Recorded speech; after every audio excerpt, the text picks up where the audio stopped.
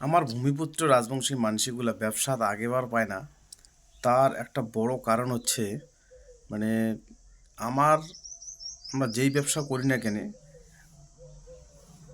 আমারটে এই বাংলাদেশি কিছু মানুষ, সবাই না হয় কিন্তু কিছু মানুষ চিটিংবাজ থাকে। এরা মাল নেওয়ার পরে টাকা বাকি ফেলে দেয়।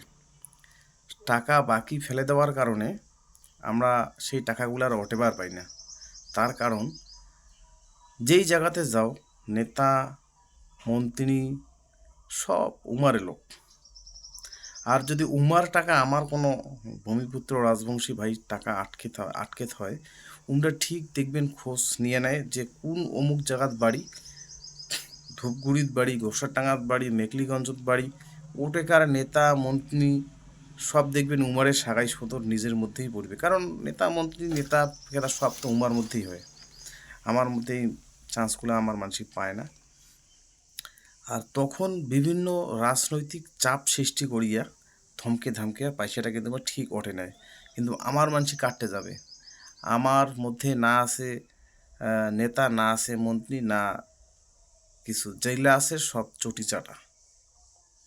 এই জন্যে আমার যেগুলো দেশীয় সংগঠন করি হচ্ছি, আমার নিজেদের মধ্যে একতাটা রাখা দরকার।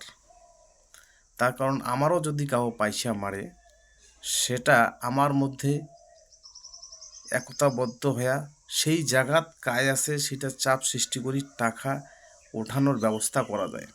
আর সেইটা মুই একবার করছুম, আর সেটা প্রমাণ। তবে এই জিনিসটা আমার মধ্যে একতার অভাব খুব। আমরা দেশীয় সংগঠন যতই করি না কেন, কিন্তু আমার মধ্যে একতার খুব অভাব। যদি আমরা একতাবদ্ধ হওয়ার পাই, তাহলে ব্যবসাত আমারও মানসিকগুলা সাফল্য লাভ করিবে এবং একজন আরেকজনের মতাদর্শে ব্যবসা শুরু করিবার পাবে আমার মানসিকগুলা। যেমন উমরা যদি এক বন্ধু ব্যবসা শিখছে, তো আরেক বন্ধু ব্যবসা শিখায়, কিন্তু আমার মধ্যে সেই মানুষটাই নাই। আমরা কারটা ব্যবসা শিখবো?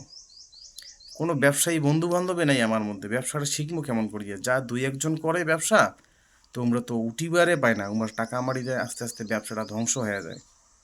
এগুলো আমার অনেক কিছু মানে কমতি আছে। তো সর্বোপরি আমাল্লার যদি একাগ্রতাটা বা একতার মনোভাব থাকে সকরে, হ্যাঁ, এই সংগঠনের বড় নেতাগুলোর কথা কওয়া হচ্ছে না, আমার নিচু তলার মানসিকগুলোরে, তাহলে কিন্তু আমার পয়সা মারা খুব জ্বালা হয়ে যাবে এবং আমার মানসিকগুলো ব্যবসার আগে যাবে। জয় শিবচন্ডী, ধন্যবাদ।